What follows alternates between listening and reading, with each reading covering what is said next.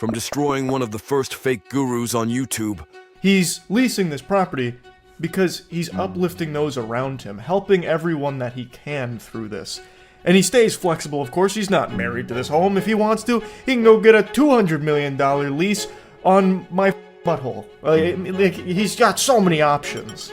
Giving a reality check to another one who claimed to be an alpha. And then to have the audacity to make the claim that women go for the same high-value males, you are somehow putting yourself in the same ballpark as a fucking NBA player. You who runs one of the most laughed-at podcasts on the internet. Here are 8 times when Charlie destroyed evil alpha males, starting off the wannabe alpha male, Jack Doherty. On the 6th of October 2024, Jack uploaded a video where he crashed a McLaren while reading his chat. Alright guys, I just totaled my McLaren. It is completely cooked right now. I don't know what to do. Look, all the parts are right here. I got my Tesla picking it up. This is the worst day of my life. Damn. That's when he caught the attention of Charlie. I just had a couple of friends send me a clip where Jack Doherty just crashed his McLaren on stream while reading chat or maybe texting on his phone. And I just cannot fight the urge to make fun of this goober again. Insulting Jack Doherty is a God-given right, and I would be a fool to deny that.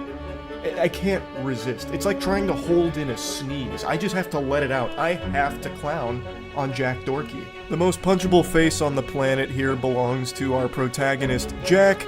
He is right now driving his McLaren.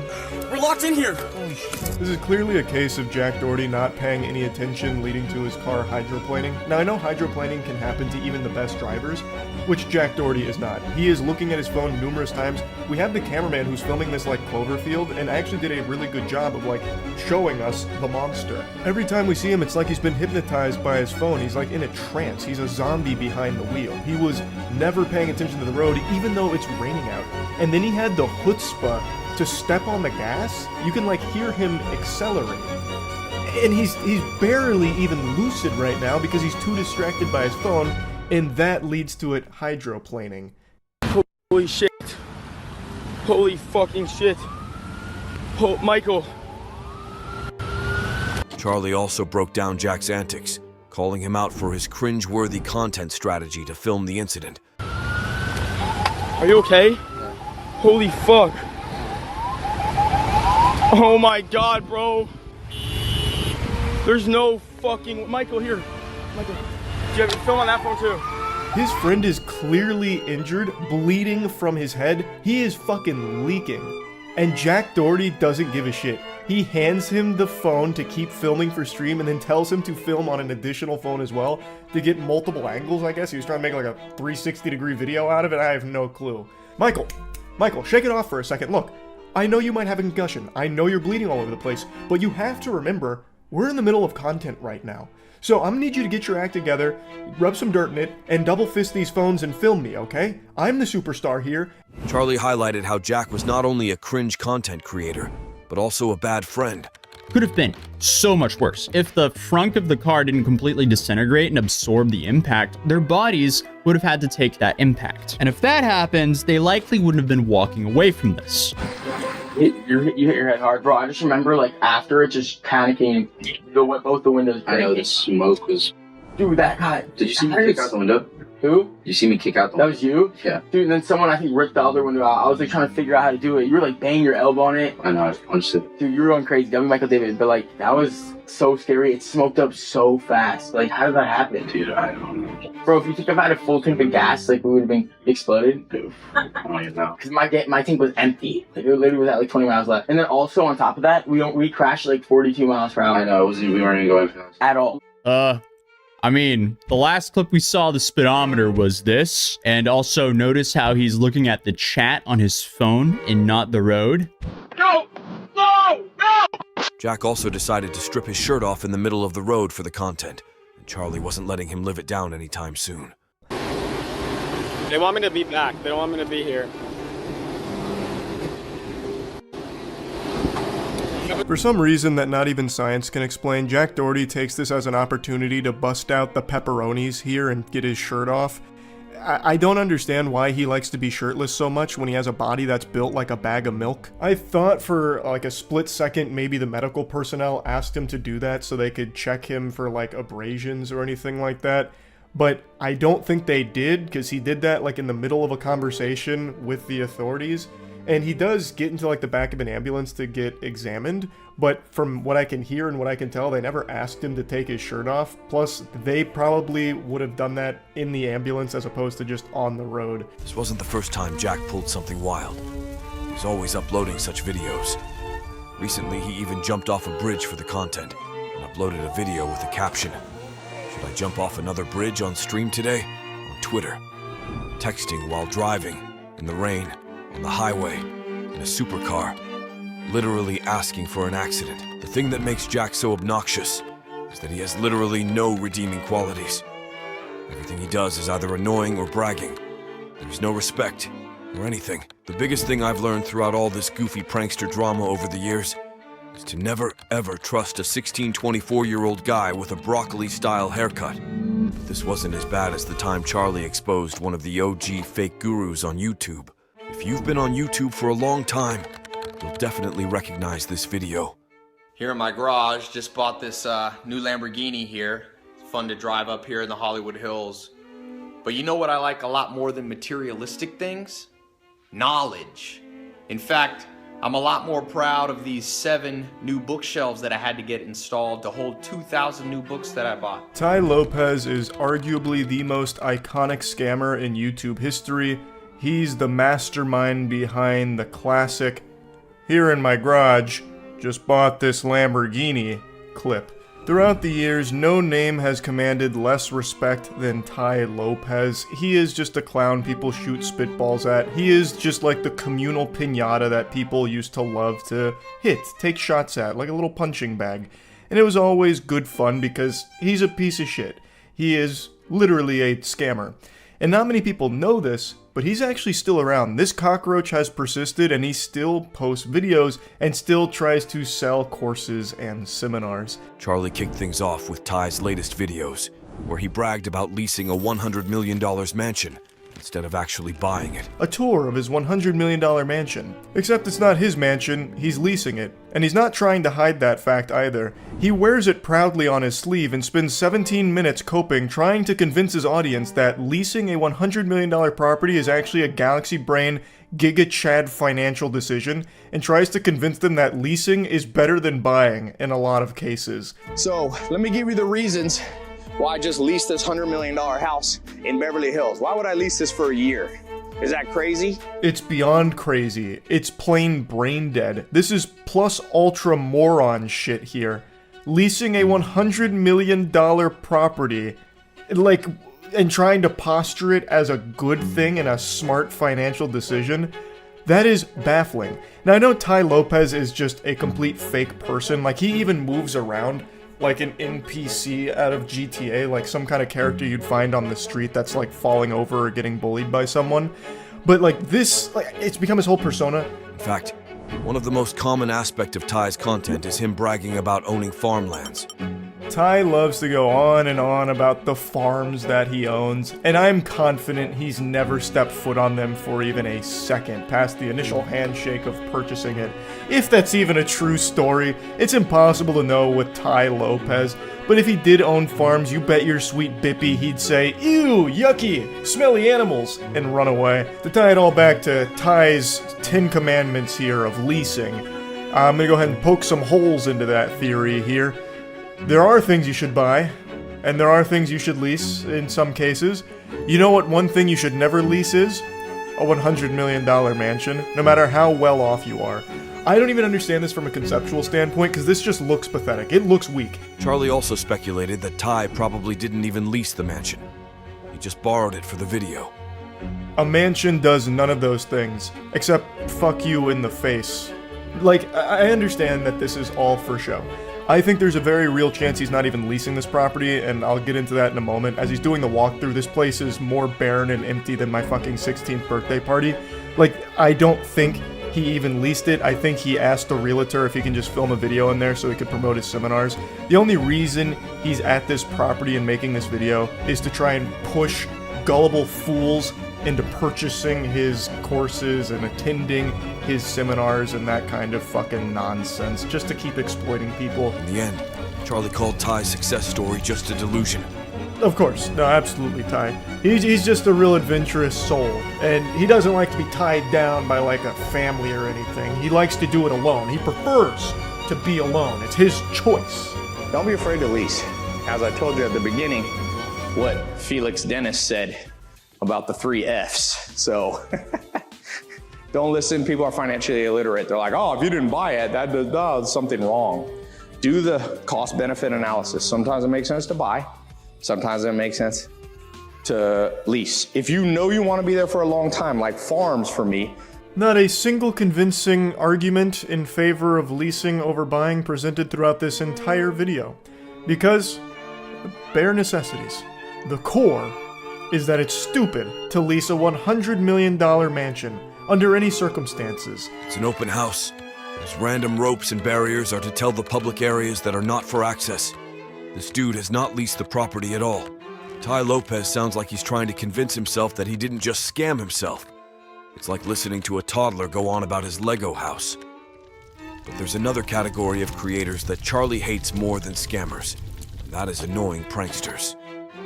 Which is why, up next, Charlie talked about one of the most annoying pranksters out there. Trey DeMenace is often seen around in his prank videos, where his antics go beyond ordinary pranks, making people feel uncomfortable rather than entertained. Step right here. You won't step right here, I promise you that. Go ahead, I did. Now what? What are you gonna do? How are you my height? I'm 19. Fucking thing.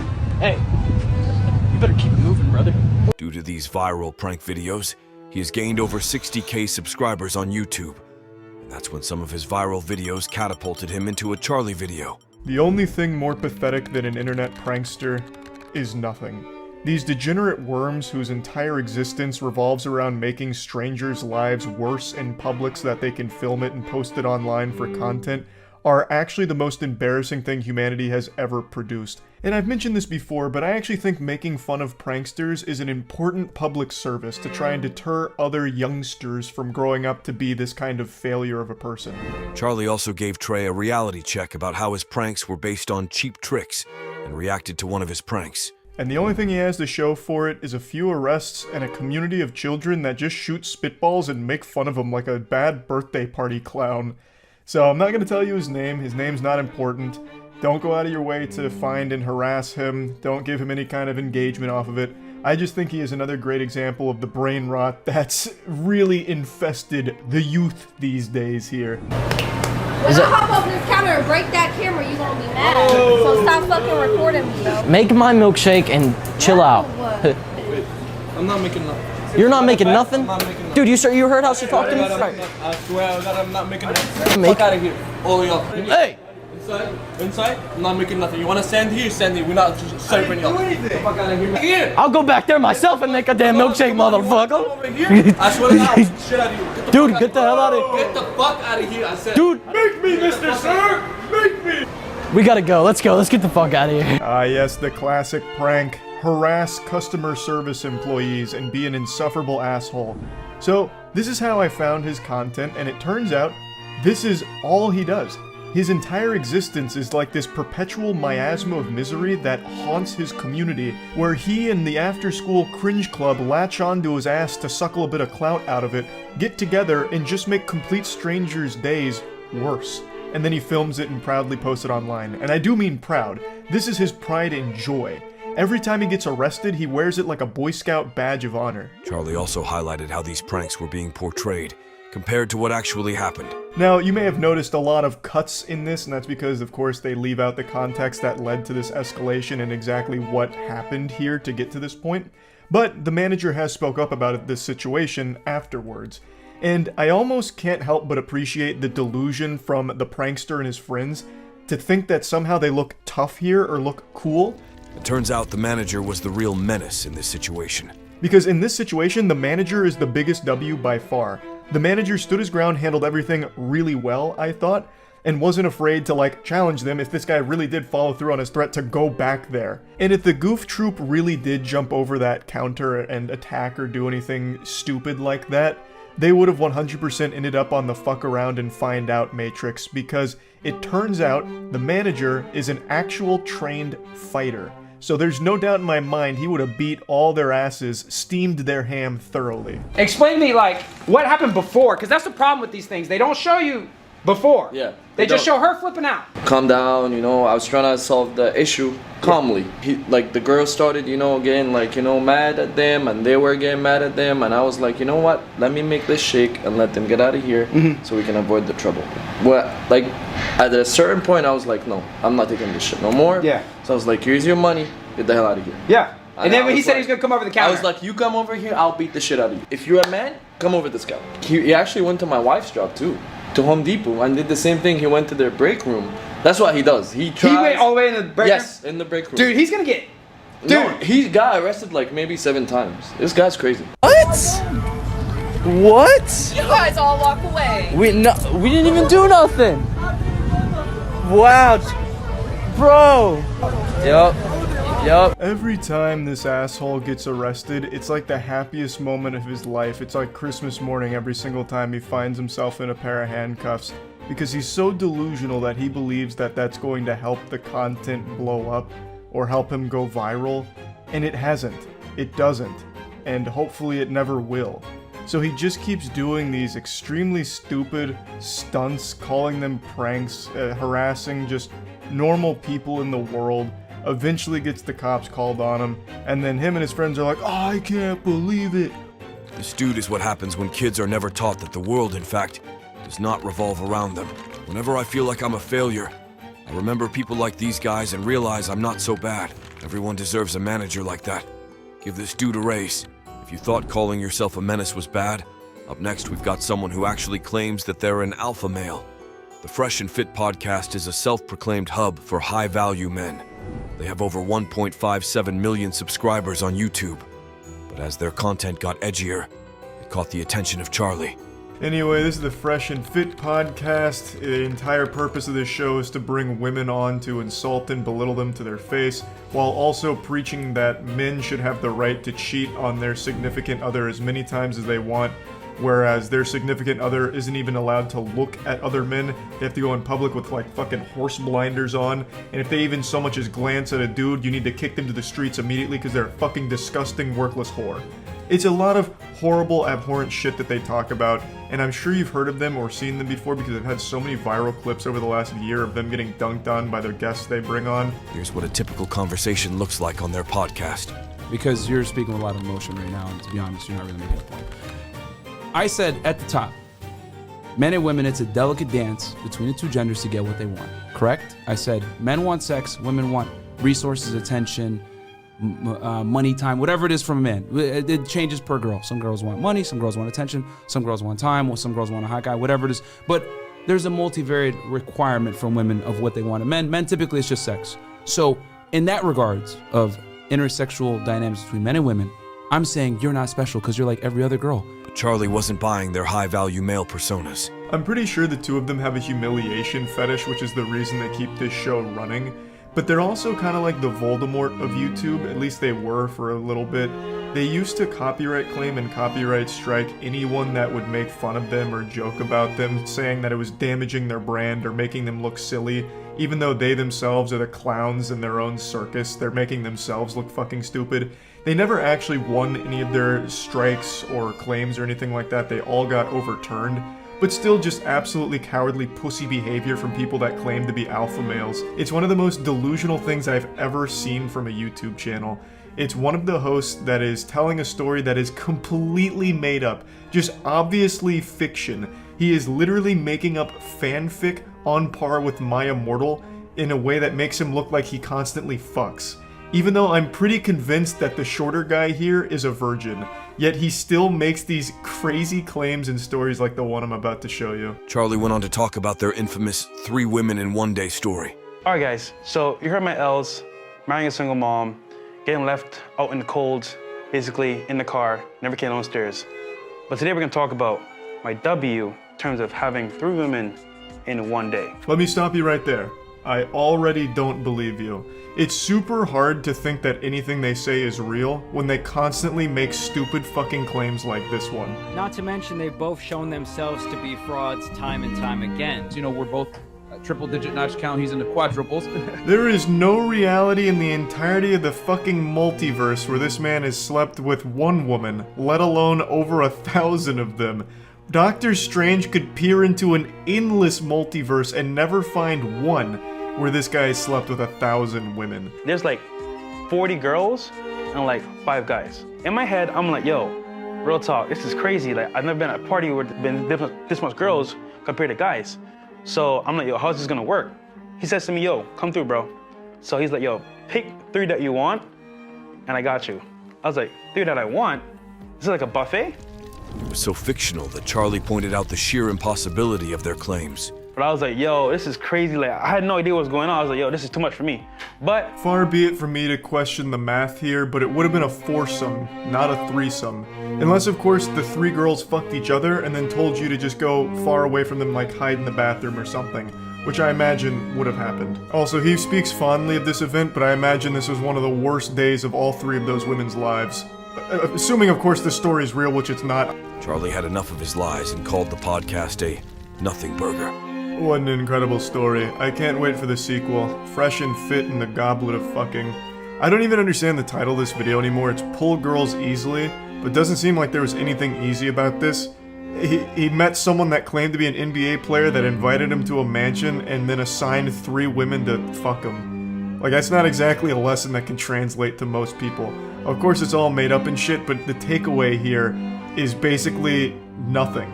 It's a fucking nothing burger. It's this guy trying to make himself look cool and embarrassing himself.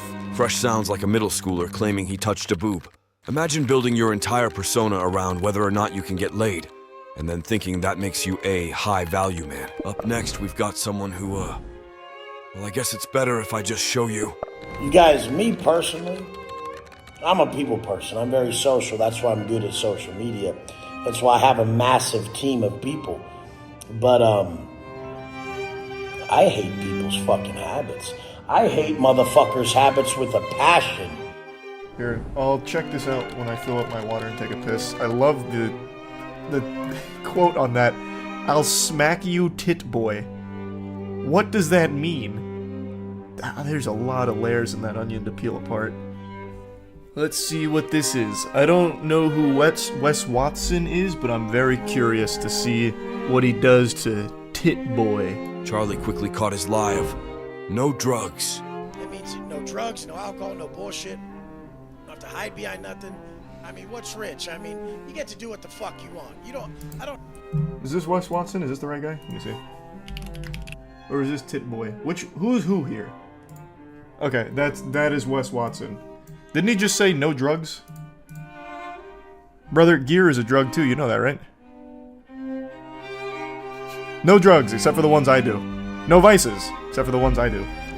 Charlie tore into Wes's macho persona, mocking everything from his obsession with shirtless flexing, to him mocking a guy for not having a body like him. So he is literally tit boy. Ash, dude. Pull your fucking shirt because off. I've been... Tell me you're fucking proud because of yourself. I've been to fucking... Oh, well, I gotta rewind. I always love that. Pull your shirt off! Show me your body! And let me touch it a little bit. Because you're probably not proud of it. Are you proud? If you look in the mirror, would you guys say this motherfucker's proud of who the fuck he is? That's a bag of trash, dude. Pull your fucking shirt because off. I've been... Tell me you're fucking proud because of yourself. I've been to fucking prison? Jesus Christ, because look I've been at to you, prison? bro. You got 10-inch arms and tits. Men don't have tits. No, they go to prison where they get fucking... Yeah, where they get raped up the ass. You've never been to prison. Look, that's what happens. You don't know. They go to prison. This is a crazy argument. Get your ass Hold on, beat in front of you think everybody. that's better? It all didn't stop there because Wes Waston also thought flexing his prison time was cool. Fuck yeah. If you want to follow the successful mantra of a man who tells you he's reformed from prison, understand why they might have gone there to begin with. And yes, I do think. What did he go to prison for? To take care of his family? Isn't that the opposite? You were not there for your family if you were in prison. I went to prison because I was such a good dad. That's why I went. He went undercover. Oh, wow, he spent a decade in prison. Holy shit. I thought it was gonna be like a, I don't know, like 6-month stint in prison. No, this guy went to jail for 10 years. What did he do? That must have been heinous. During his 10 years in a and he actually uses this as a selling point for himself. That is what I think it is, and that is what I think truly success is being able to go home and look your family in the face and know that you're doing everything you can to support them. That's then what when I you think go to the beach success with is. your family, they're like, there's my stud dad right there standing there. Do you have That's literally his whole life. Holy shit, that is so sad. His whole life is his body. Which is gonna give out within the next 15 years from his overusage of gear. That's so sad. That is so fucking sad. This guy is 10x the insecurity of this man. No drugs. Meanwhile, dude's juiced up to the gills, looking like a paper cut away from being a blood fountain. The insecurity. You can smell it 2 screens away. Nothing says secure masculinity like having a meltdown and threatening to beat someone because they said, hey, maybe life shouldn't revolve around money and being ripped. Next on Charlie's list is a wannabe biker alpha who tried to impress a stranger with his pickup lines. Glenn's attempt to flex some pseudo-intellectual energy backfired spectacularly when he confused MCATs with actual cats. You said, oh, it's math. No, MCATs. Okay. I mean, yeah. So you're kind of like smart, right? Cat related. But I've never heard of MCATs. You're probably a lot smarter than me, so that's probably why. So you want to fuck or what's up with that? Charlie didn't waste a second, calling out Glenn's dollar store Sons of Anarchy vibe. Just so we get to fuck cool guys like you, Glenn. I am kind of not. I kind of just like sneak into classes and try and like, you know, try to like him. Yeah. Hold on, I gotta take a little break. Wait, that's a fucking cool line. Are you a student? No, I just kind of sneak into classes and like take upskirts of the girls and shit. Like, you know, just kind of a bad boy. I don't play by society's rules. I mean, I'm wearing a leather jacket and shit. You should have known that, bitch. Woman is visibly uncomfortable. These dudes, she wants me. She says she's studying for a medical school entry exam, and he asks if she's still in high school. Then he really asks, and you are studying science? He thinks he succeeded, but in reality, the women are only talking to him just in case he's a psycho, and will attack them if they reject him. Up next, we've got one of the most bizarre internet meltdowns Charlie has ever roasted. It all started with a tweet that went viral. I'm strong. Move forward. Move forward. Move forward. I'm a man. Forward. I am. Move I am a man. I am a man. I am a man. Move forward. I am a man. I am a man. Move forward. I am a man.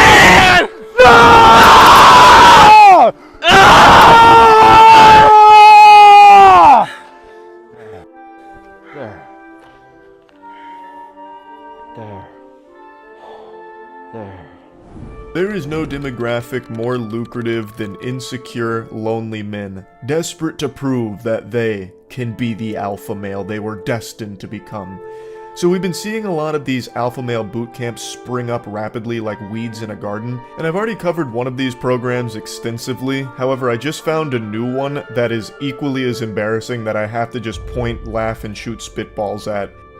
And it's pretty clear. You're a beta cuck. You don't get it. You don't understand what testosterone does in a man's body when it's latent and not able to be harnessed and utilized. This is the power that you can expect when you just fully let go. It's like a Saiyan going Super Saiyan for the first time. Like, the earth around him is shaking. Luckily, they had a gimbal, which kept the camera steady. But if you were there, you were probably registering an earthquake on the fucking Richter scale with this guy having this kind of release. Dropping the sarcasm for a moment, I'm extremely curious what fear this guy had. A fear of bald people? Like, what did he overcome here? A fear of yelling, perhaps? Has he never played Xbox Live? It's pretty much nothing but yelling. I'm sure he's yelled in his life. Like, what fear did he overcome here? And also, what power was he asserting? He was just yelling in your face because you told him to. He's following orders. He's not even asserting himself. He's being subservient to you. There. There.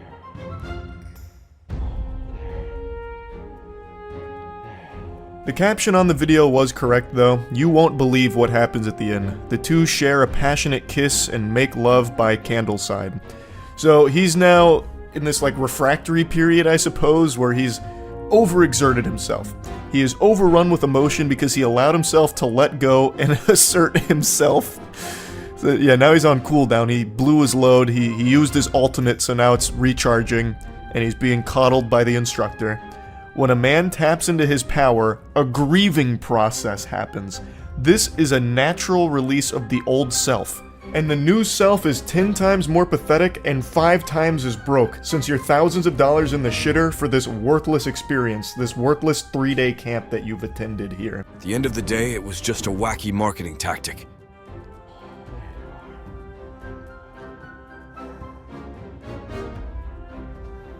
Now that is how you do marketing right there. That's a masterclass in advertising. You're telling me if I sign up for the Unbreakable Man experience right now, I get the privilege of getting to shed tears and moan into a grown man's chest in the middle of a dirt road while he nibbles on my man bun? What? I'm ready. I'm out the door. I've got the credit card and all the wacky numbers on the back ready to give it to you. To make things worse, the boot camp had an insane price tag. I would never pay $3,500 to have a self-proclaimed guru tell me to hoot and holler at this boys' summer camp for the band club. Why in the fucking world would you be paying for that? It's such an unbelievable waste of money that's preying on the gullible people that are desperate to have something in their lives turn around to improve their situation, not realizing that they're only falling deeper and deeper into a bad path. They're being led by scammers who are just taking money out of their piggy bank and getting nothing of value in return for it. They could have literally just joined the military and do the same shit for free and get paid for it. This is genuinely sad, man. The first guy with I am a man had me die from secondhand embarrassment, which quickly was replaced by sadness. He seems broken. We offer 100% satisfaction guarantee. No to refunds. Up next, we've got one of the biggest fake gurus that Charlie ever roasted. With over 2 million subscribers on YouTube, Cardone's brand revolves around shouting motivational cliches at his audience while trying to convince them that their path to success starts with buying his overpriced courses. One of his most notorious pieces of content is making millionaires in 10 steps.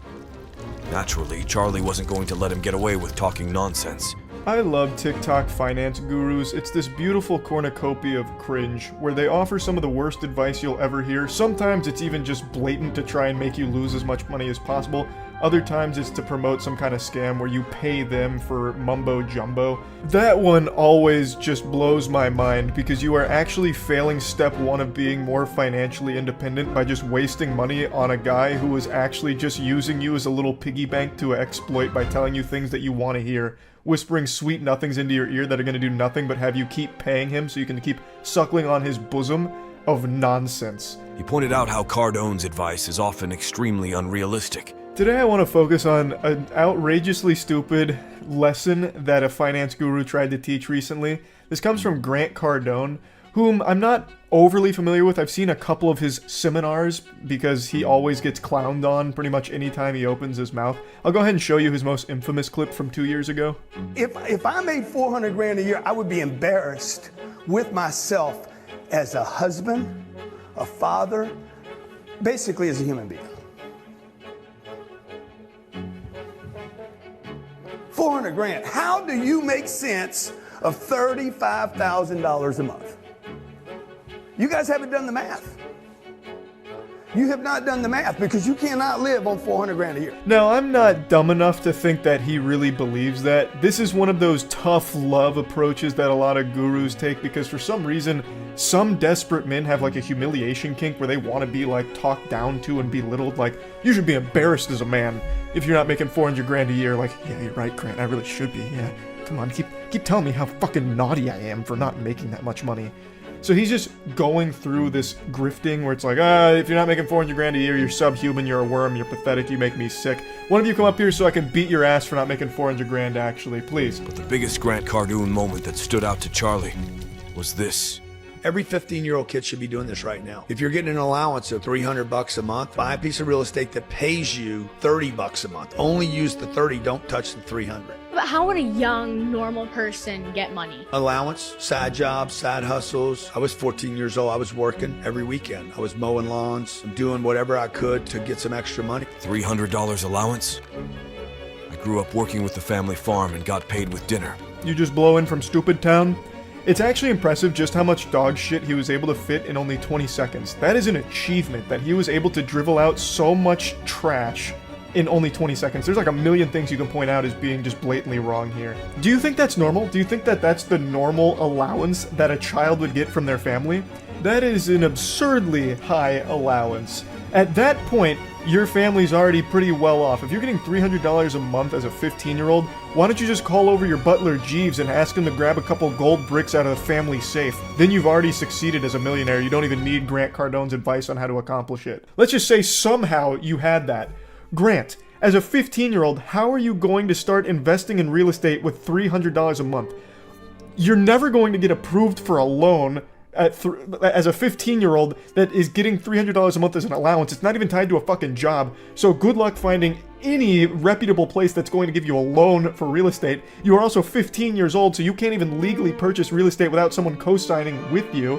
And $300 a month isn't a lot to start looking for real property. That's at best maybe like a $45,000 property that you could maybe get access to under the most unrealistic of circumstances. And the final nail in the coffin for Cardone was when Charlie exposed his true intentions. And Grant Cardone is a real estate multimillionaire. He knows this, but he thinks everyone that follows him is a stupid fucking bumbling Neanderthal.